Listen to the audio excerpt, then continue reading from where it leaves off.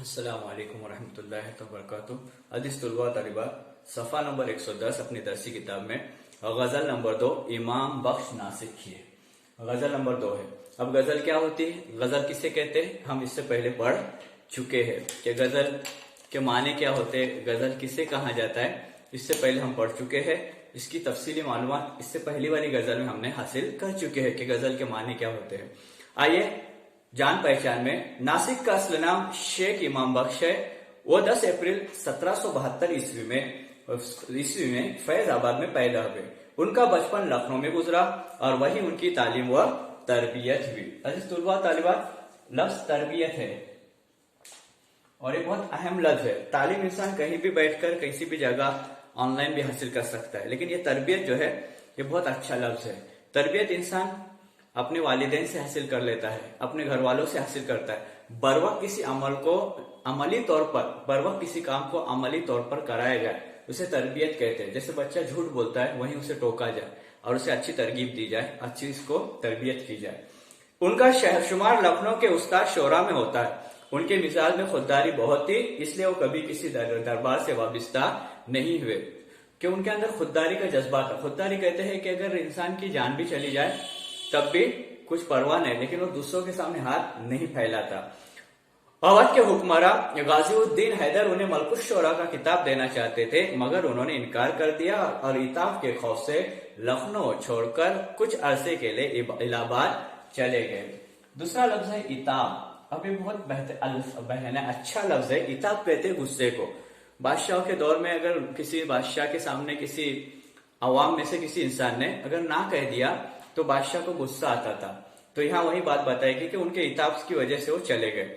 نظام دکن کے دیوان مہاراجا چندو لال نے انہیں حیدرآباد آنے کی دعوت دی، مگر انہوں نے اسے بھی انکار کر دیا۔ جب وہاں سے فیض آباد سے الہ آباد چلے گئے تو وہاں سے بھی ان کو بلایا گیا، دکن میں بلایا گیا، حیدرآباد میں بلایا گیا، لیکن وہاں گئے نہیں کیونکہ وہ خودداری تھے۔ ناسک شاعری کے ظاہری حسن کے دلدادہ تھے، عاشق تھے۔ ان کے زمانے میں بہت سے الفاظ متروک قرار دیے گئے تھے۔ اب متروک لفظ بنا ہے ترک سے، ترک کرنا، چھوڑ دینا، بند کرنا، ختم کر دینا، ایسے الفاظ جو تھے وہ بند کر دیے گئے تھے، کچھ الفاظ تھے اور نئے نئے لفظوں کا استعمال بڑھا۔ انہیں دبستان لکھنؤ کا بانی بھی کہا جاتا ہے۔ تاریخ گوئی میں انہیں خاص ملکہ حاصل تھا۔ جو تاریخ گوئی میں انہیں خاص ملکہ حاصل تھا۔ اب ملکہ یعنی کیا، ہم ایک لفظ پڑھتے ہیں، ایک ہوتا ہے ملکہ اور ایک ہوتا ہے ملکہ، لیکن ملکہ یعنی کیا، انہیں مہارت حاصل تھی تاریخ گوئی میں، یعنی وہ زیادہ اس میں مہارت حاصل رکھتے تھے۔ اس کے بعد انہوں نے 3 دیوان اور 2 مثنویاں یادگار چھوڑی ہے۔ ناسک کا انتقال 16 اگست 1838 عیسوی کو لکھنؤ میں ہوا۔ بہت اچھی صفات کے مالک تھے۔ اس غزل کے مقطع کے پہلے مصرے میں شاعر ناسک نے کہا ہے کہ حضرت درد نے خوب بات کہی ہے۔ درد کی بات دوسرے مصرے میں آئی ہے جسے واون میں لکھا گیا ہے۔ اب ہم نے اس سے پہلے بھی دیکھ چکے کہ غزل کا پہلا جو شعر ہوتا ہے ہم اس کو مطلع کہتے ہیں، اس لیے کہتے ہیں کہ اس کے دونوں مصرے ہم قافیہ ہوتے ہیں، اور آخری شعر مقطع ہوتا ہے، اور اس لیے مقطع ہوتا ہے کہ شاعر اپنی بات وہاں منقطع کرتا ہے، ختم کرتا ہے۔ اکثر لوگ کہا جاتا ہے کہ شاعر جس میں اپنا تخلص بیان کرتے ہیں تو اسے مقطع کہتے ہیں اسے بھی، لیکن وہ شعر جس میں شاعر اپنی بات کو مکمل کر دیتا ہے، منقطع کرتا ہے، قطع کرتا ہے، اسے ہم مقطع کہتے ہیں۔ اکثر ایسا ہوتا ہے کہ جس شاعر نے غزل کہی ہے وہ کبھی اپنے سے پہلے گزرنے والے شاعر کا کوئی مصرع اپنی غزل میں لے کر اس کی حمایت یا مخالفت میں اپنی بات کہتا ہے۔ ایسے شعر کو تضمین کا شعر کہتے ہیں۔ ہم نے دیکھا ہے کہ اپنے علاقوں میں جو مشاعرے ہوتے ہیں، مشاعروں میں شاعر آنے کے وقت پہلا ہی کہہ دیتے کہ یہ مصرع میں نے مشہور شاعر کا اس کا یہ شعر لیا ہوں، مصرع لیا ہوں، اور اس پر اپنی نظم کہتا ہے۔ یعنی پہلا جو مصرع ہوتا ہے، یا شعر میں کہیں بھی ایک مصرع لیا جاتا ہے جو دوسرے شاعر کا ہوتا ہے، لیکن شاعر آنے کے بعد پہلے کہہ دیتا ہے کہ مصرع کسی اور شاعر کا ہے، لیکن میں اس کو تضمین کے طور پر استعمال کرتا ہوں۔ آئیے غزل دیکھتے ہیں۔ غزل بہت پیاری غزل ہے۔ نہیں عشق سے زرد زردار میں ہوں، اگر وہ ہے یوسف خریدار میں ہوں۔ اب لفظ ہے زرد، زرد کہتے ہیں ڈرا ہوا، اور آگے لفظ ہے زردار، یعنی زر کے معنی دولت ہوتے ہیں، تو دولت مند۔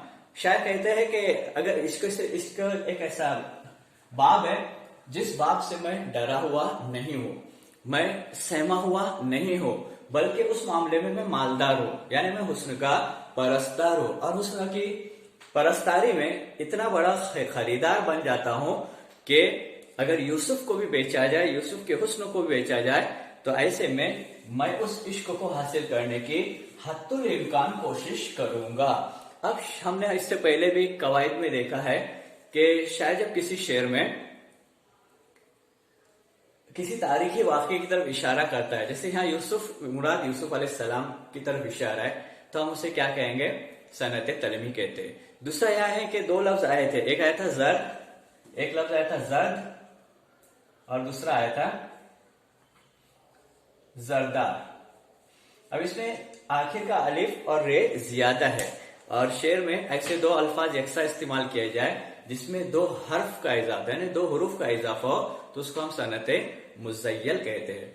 तो शायर इस शेर में कह रहे हैं कि अगर इश्क एक बाब है और जिस बाब में हुस्न को बहुत ज्यादा बढ़ावा दिया जा रहा है, तो मैं हुस्न का परस्तार हूं और हुस्न के परस्तारी में यूसुफ अलैहिस्सलाम जैसा भी हुस्न लेकर कोई इश्क के मैदान में आ जाए तो उसे खरीदने के लिए तैयार हूं। वो बेजार मुझसे हुआ जार मैं हूं, ओ मैं खार गैरों में है खार मैं हूं। अब लफ्ज है खार, खार कहते हैं जलील होने को, रुसवा होने को।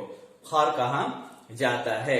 मैं खार कहाँ जाता है? मैं जो रहता है उसको शराब कहते हैं, शराब कहते हैं। तो क्या कह रहे देखो, वो बेजार मुझसे हुआ जार मैं हूं, बेजार होना परेशान होना। दूसरा लफ्ज है जार यानी खराब, यानी वो मेरा जो माशूक है, मेरा जो महबूब है वो मुझसे परेशान है। और उससे बुरी बात यह है कि मेरी हालत इसलिए बुरी हो चुकी है कि वो मेरे गैरों में, मेरे दुश्मनों में जाके, जिसके लिए शायरी में एक लफ्ज आता है रकीब,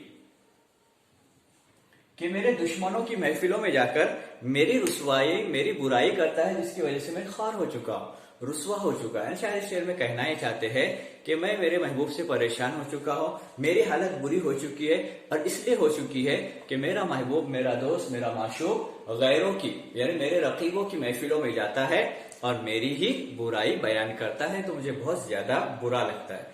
तमन्ना है साकी कभी बस में वो सरशार हो और होशियार मैं हूं। अब देखो लफ्ज आया साकी, साकी कहा जाता है शराब पिलाने वाले को।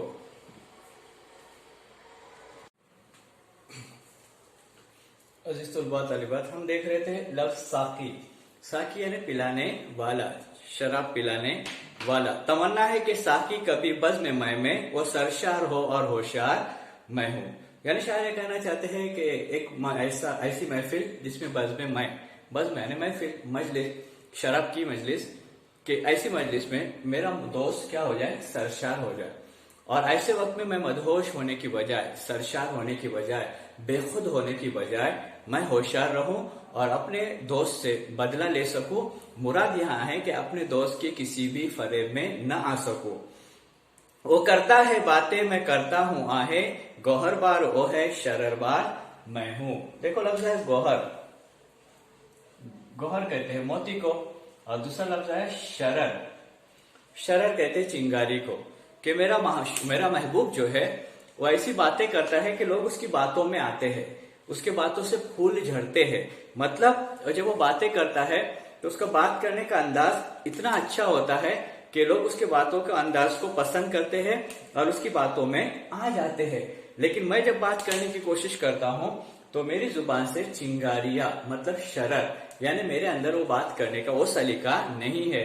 शायर को इसमें बुरा ये भी लगता है कि जो रकीब की मजलिस है, यानी उस शायर के दुश्मनों की जो मजलिसें होती है, उन मजलिसों में भी जाकर शायर का दोस्त वहां भी अच्छी अच्छी बातें, मीठी मीठी बातें करता है। ऐसी बातें करता है कि लोग उसकी बातों से मुतासिर होते हैं, यानी वो अपनी बातों से मोती बरसाता है। गौहर के माने मोती, शरर के माने चिंगारी। यहाँ मुराद मोती बरसाना मुराद ये होता है कि उनका जो दोस्त है वो जुबान से ऐसे अल्फाज इस्तेमाल करता है कि लोग उसके बातों में आ जाते हैं और उनकी बातें सबको भली मालूम होती है। वही बोलता है जो मैं बोल लेता हूं, अगर वो है बुलबुल तो मनकार मैं हूं। अब जो मनकार लफ्ज आया उसके माने होते हैं चोंच,